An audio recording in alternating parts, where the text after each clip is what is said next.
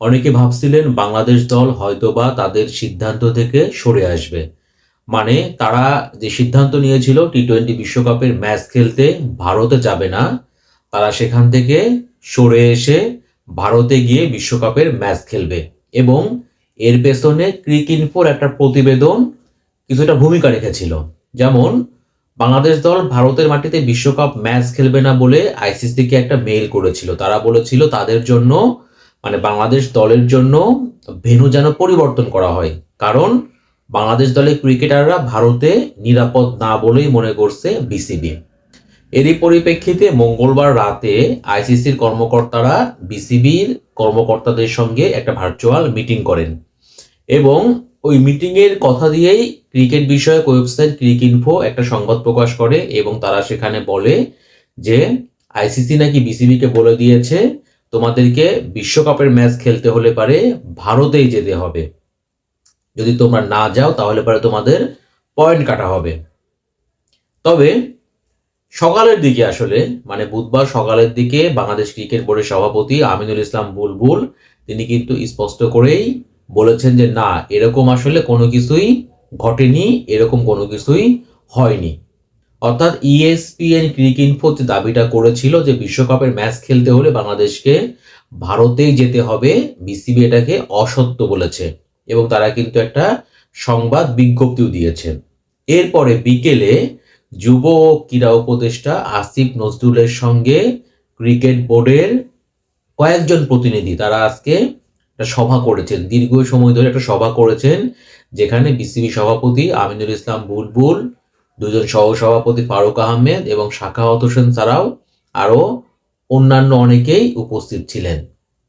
সেই সভা শেষেই আসিফ নজরুল যুব ক্রীড়া উপদেষ্টা তিনি কিন্তু স্পষ্ট করেই আসলে জানিয়ে দিয়েছেন যে না, বর্তমানে ভারতে খেলার মতো পরিস্থিতি, নিরাপদে খেলার মতো পরিস্থিতি নেই আসলে বাংলাদেশ দলের জন্য, এবং বাংলাদেশের মর্যাদার প্রশ্নে কোনো রকম আপোষ চলবে না। তারা ভারতে বিশ্বকাপের ম্যাচ খেলতে যাবে না, দল পাঠাবে না এবং তারা বিশ্বকাপ খেলতে চায়, কিন্তু সে বিশ্বকাপ তারা খেলতে চায় হচ্ছে শ্রীলঙ্কার মাটিতে। এবং একই কথা কিন্তু বলেছেন যে ক্রিকেট বোর্ডের যে প্রেসিডেন্ট আমিনুল ইসলাম বুলবুল তিনিও কিন্তু বলেছেন যে আমরা আইসিসিকে বোঝানোর চেষ্টা করছি এবং আমাদের আশা আইসিসি আমাদের ব্যাপারটা বুঝবে এবং আমরা আসলে নিরপেক্ষ যে ভেন্যু, নিরপেক্ষ মানে আর একটা যে আয়োজক দেশ শ্রীলঙ্কা, তাদের ভেন্যুতে গিয়ে আমরা বিশ্বকাপের ম্যাচ শেষ পর্যন্ত খেলতে পারবো। তার মানে বাংলাদেশ ক্রিকেট বোর্ড বিসিবি তারা প্রথমে যে সিদ্ধান্ত নিয়েছিল সেটা হচ্ছে আমরা ভারতে গিয়ে বিশ্বকাপের ম্যাচ খেলবো না, তারা কিন্তু সেই সিদ্ধান্তে অটল থাকলো, তারা কিন্তু সিদ্ধান্ত পরিবর্তন করলো না। এখন বাংলাদেশ দলের এই সিদ্ধান্ত নেওয়ার পেছনে প্রথম এবং প্রধান কারণটাই হচ্ছে মুস্তাফিজুর রহমানকে আইপিএল থেকে বাদ দেওয়া। আসলে মুস্তাফিজকে যে কারণে আইপিএল থেকে বাদ দেওয়া হয়েছে, মানে ওই দেশের ভারতের উগ্রবাদীদের হুমকির কারণে মুস্তাফিজকে আইপিএল থেকে বাদ দেওয়া হয়েছে।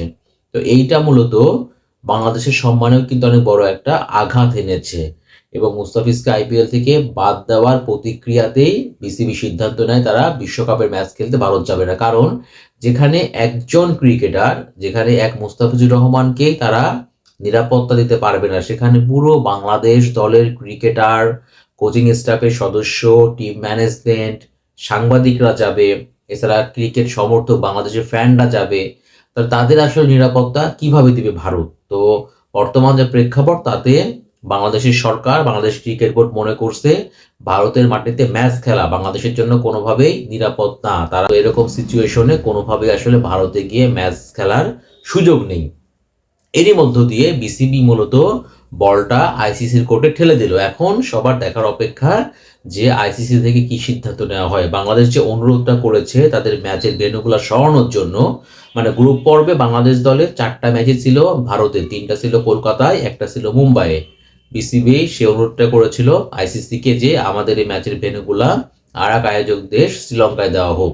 তো এখন বিসিবি তার বলটা আইসিসির কোর্টে ঠেলে দিল। এখন সবার অপেক্ষা আইসিসি কি সিদ্ধান্ত নেয়, বিসিবির অনুরোধ তারা রাখে কিনা। যদি বিসিবির অনুরোধ রাখে তাহলে পারে বাংলাদেশের বিশ্বকাপের ম্যাচগুলো হবে হচ্ছে শ্রীলঙ্কায়।